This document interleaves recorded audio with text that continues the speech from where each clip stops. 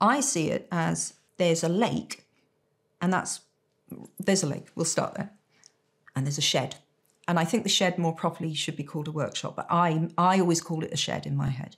So the lake is where stuff just comes up out of.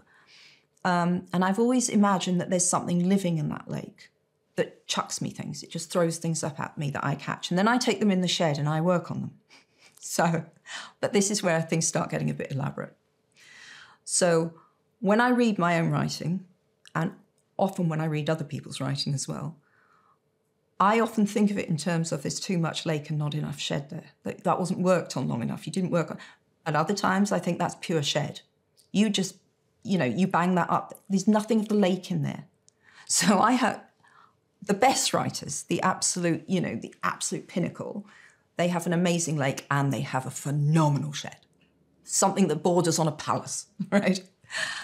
In other words, they have extraordinary stylistic tools. They are amazing prose technicians, but they also have that bizarre ability to pull out the idea that no one else has ever quite done before, or to extract the character who lives with virtually nothing done to it.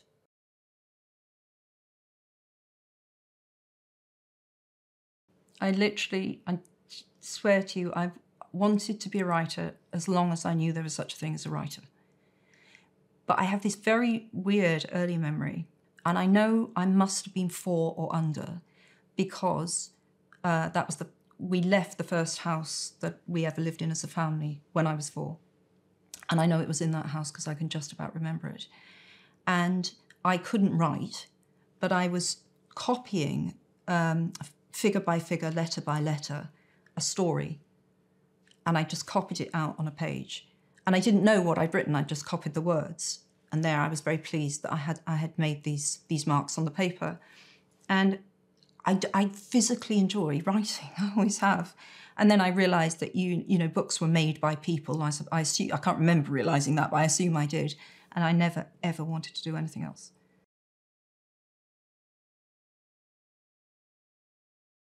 Potter, really. I wrote other things. I was constantly writing. I was always writing. And there was a novel called The Private Joke that I was writing for a couple of years. The premise of it I actually still really like, but I was too young to write the book that I wanted to write. Too young because I just didn't have enough life experience to credibly write these characters who were all in their sort of early 40s. It was just not going to work, even though I still think the premise was decent. Before that, I was writing a different thing that was appalling. But you've got to write some appalling stuff. You go through phases, and when you're very young, you're back, and you imitate different people, but that's good, that's healthy.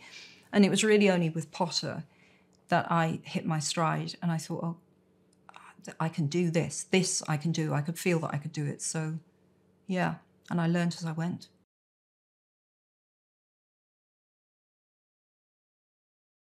I don't know. I don't know where ideas come from. I think the more interesting question might be, why do some people why do some people want to live in a fictional world so much? And why do some of us voluntarily spend hours and hours alone in a fictional world? But the trouble is I can't answer that question either. But that's maybe the more pertinent question. Some of us just are happy living that way, happiest living that way.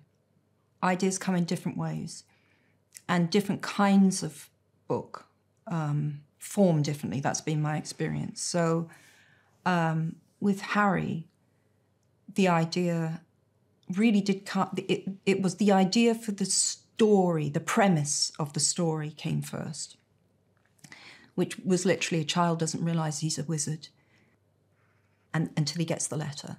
With other books, with the Ichabog, the word Ichabog came. I thought, what is that? What is an Ichabog?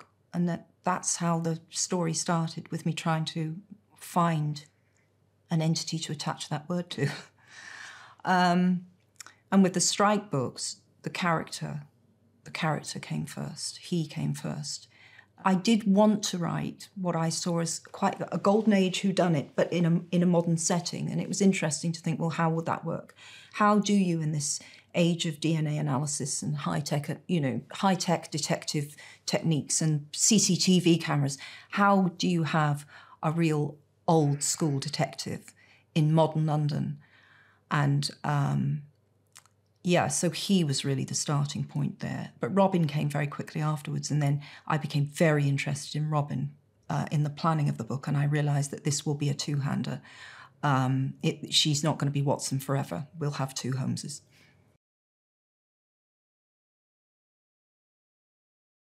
What would normally happen is I'm working on a novel and I'm immersed in that novel completely, but I might it will normally happen at a completely random moment when you're making gravy or something, and you'll have an idea for a different thing, so you run and find a notebook, and then you lose the notebook, and if it was a good idea, it'll hang around, and if it wasn't a good idea, you'll find it in 5 years' time. And sometimes I look through these notebooks and think, what on earth was that? What did you think you were going to do with that? And then other times, you have the idea and it sticks. And then it grows like something in a Petri dish. And they're the ones that are worth something, the ones that really hang around. You almost didn't need to write them down. They're the ones that live in here.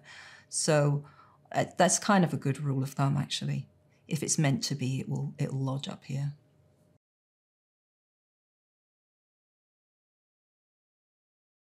I learned a huge amount writing Potter. So even though this is a different kind of world building, I took all of the lessons I learned from Potter and applied them to the Galbraith books. I have a master files on all these different characters. I have huge amounts of background just to keep myself orientated. I know where Strike lived. I know a huge amount about his mother's history that I will never need to use. But sometimes you do need to use it. Sometimes you realise, hang on, we can put this would thematically work really well here. So yeah, it sounds prosaic. It sounds like being a sort of filing clerk or something for your own work. But in a sense, that's what you do. You organise it all and you've got it there to refer to.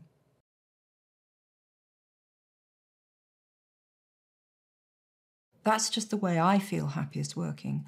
I've certainly met writers, good writers I enjoy, who have said to me, I just see where the thread takes me. I do a lot of the thread following in the planning stage. By the time I come to write, I really know what I'm doing. That doesn't mean to say there isn't room to have fun or there isn't room to go off on a little tangent here and there, but I really like the sense of knowing where I'm going.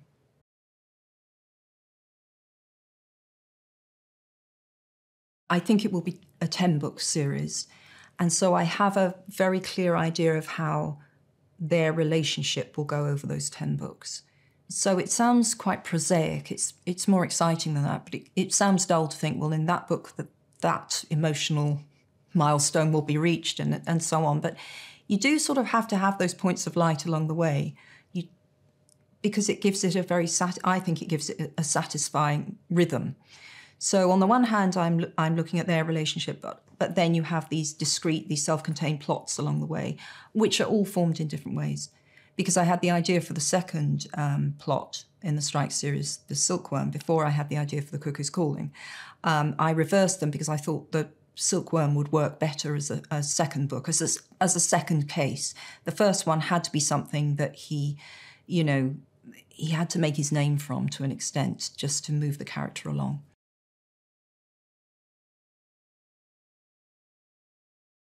So a good example would be Lady Strike's mother. I know down to individual concerts that she ran away to go and see. It was ridiculous. I spent hours on this stuff. So I've got this huge, long biography for her, where she ran away to, who she slept with, who she wanted to sleep with. The reason all of that's valuable is it's not because you're going to use all of that. You're not going to take 4 chapters to describe what Lady did when she ran away at 18. It's because you get such a sense of the person in creating that. I got to know her really well. And obviously she never appears in the books because she's dead. But she still casts a very long shadow over her children's lives. So yeah, I got to really understand her. One of the things I really love particularly when you're creating backstory for a character, is I often feel like, oh yeah, that's how it happened. It feels like discovery rather than creation. That often happens to me. And sometimes that happens to me with plot. I'll hit a snag and I'll sit back, I'll mentally sit back. And then it comes and you think, oh yeah, of course that's how it happened. But it feels like discovery. It doesn't feel as though I made it up. It feels as though I waited and then I saw it and it was there to be discovered. I know this sounds very weird. But yeah, I often feel as though the right ideas feel as though you've discovered them. They were there waiting to be discovered as opposed to you actually creating them. Yeah.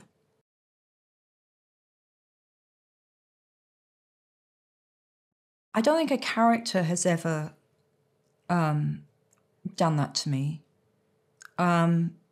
Plots have I've sometimes plotted it and then thought either that won't work or there is a better way to do this. And that often involves a lot of tinkering, backwards and forwards, because, you know, these things should fit together in a satisfying way. You want it to fit together in a satisfying way.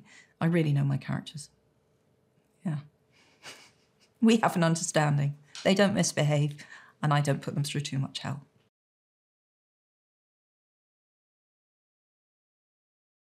I absolutely love the planning process because you're still in that that amazing optimistic state where you think this will be the book that you're entirely happy with. This will be the one that you have no regrets about, and you know everything is possible. All the pages are blank, so I really like that stage. And I have various quotations about writing actually in my little loo in there, all around those walls, and I have two up here that I really like. And this one is by Faulkner, and it expresses it just perfectly. The work never matches the dream of perfection the artist has to start with. Never, never, never. So, but when you're in the planning stage, you can kid yourself, oh, this is going to be the one. This is going to be great, this one. So yeah, I enjoy that very optimistic stage. And you know, I enjoy the craft aspect of it. I really enjoy the construction part of it. And weirdly, as I've got older, I've enjoyed that more and more and more. And I think I was talking to one writer, a very successful writer, who was the other way around, used to plan tons and now just doesn't feel they need to plot as meticulously. I've definitely gone the other way.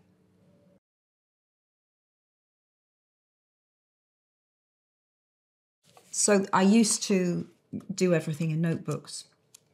And I still do use notebooks a lot. That was from Lethal White. So I end up drawing all of these. I like this, to be slotted in. Elegant. But all these various, some of them are red herrings.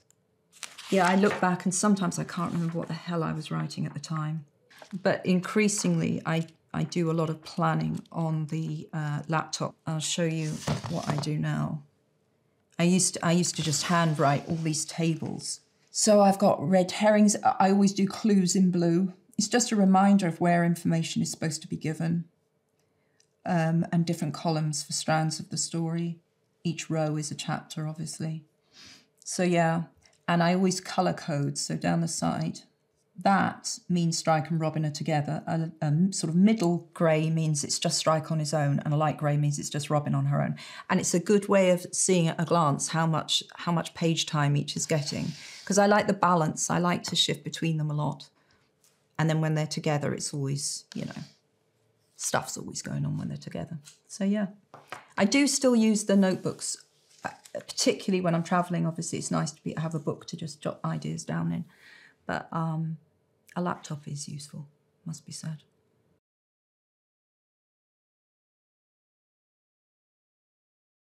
I do. I love writing longhand. I physically enjoy writing longhand. Often at night, particularly at night, I can be absolutely exhausted. So it's 3 a.m. and I have been working since, let's say, 10 the previous morning because my waking started to slip because I'm getting nocturnal again.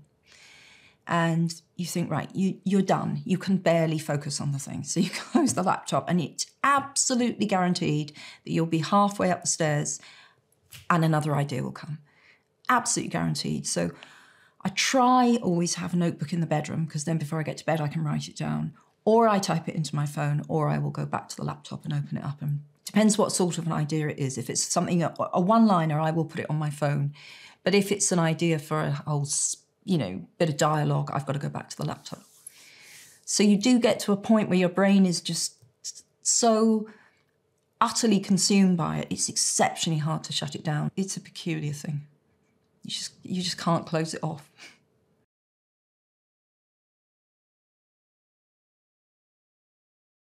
It does feel different to do a standalone book. So I've done 3, and I intend to do more. Obviously, just from a prosaic level, when you're in a series, you're engaged in such a big piece of work. It's incredibly immersive. That said, with all the 3 standalones I've done, novels, because I've done other little books, The Casual Vacancy and The Christmas Pig and The Ichabod, but The Ichabod was a very special project. I was totally immersed in all of those while I was writing them and really enjoyed it. There's more of a sense of completion, I think. Obviously, with a series, you've always got something to go, so you never quite have that sense of catharsis. And then when you reach the end of the series, the sense of catharsis is tinged with sadness because it's been with you for so long.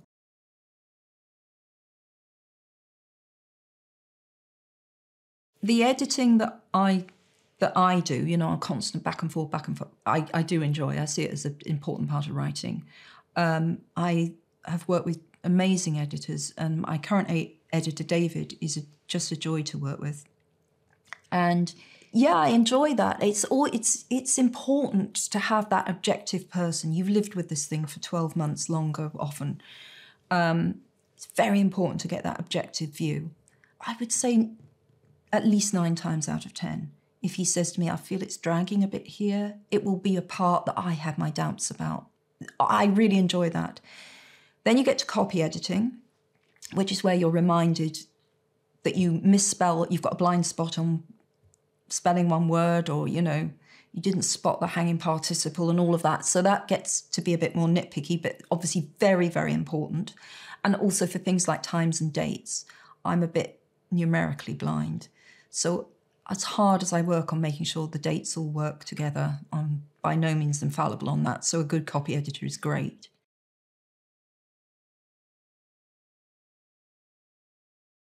I'm more involved now, probably, than I've ever been. I think the landscape has changed for writers, in writers' favour, with regard to things like covers. And I think the rise of self-publishing has a lot to do with that. Writers have options now. And certainly when I was first published in 1997, you really didn't have a say. That was something that the art department were going to work. That's not to say I disliked covers necessarily. I'm just saying I can't remember ever really being asked an opinion. Maybe with the later Potter books, but it was pretty much a fait accompli by the time it got to me.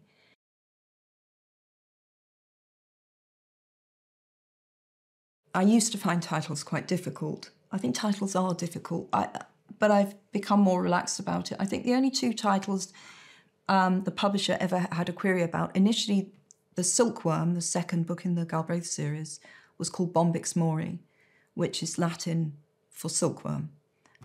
My editor said, no, it's not going to work. And I think he was probably right. So we changed it to The Silkworm. And the other title that there was an issue with was The Casual Vacancy. But I stood firm on that one because I love it as a phrase. The casual vacancy is a term used in local government for when someone dies, and it seems such a peculiar phrase to use for a death. Thematically, it worked with the book. It's a book about absences, the absences we leave when we die, and various lacks and absences that lead to commonplace tragedies. So, yeah, I was very wedded to that title. I wanted to keep it. And the other one, famously, was Harry Potter and the Philosopher's Stone, was changed to Harry Potter and the Sorcerer's Stone in the States.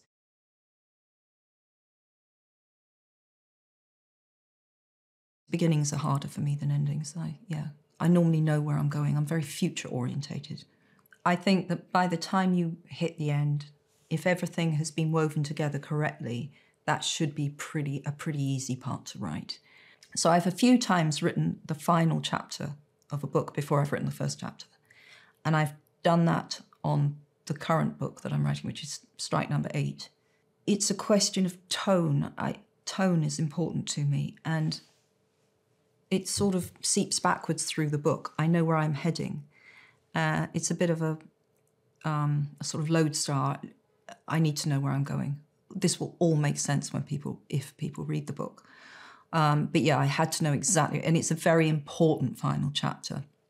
So for the whole series. So yeah, I really needed to know where I was working towards. And I don't think, I doubt any word of that will change. It's very well, it's completely formed, that chapter. So I think it will remain pretty much exactly as it is.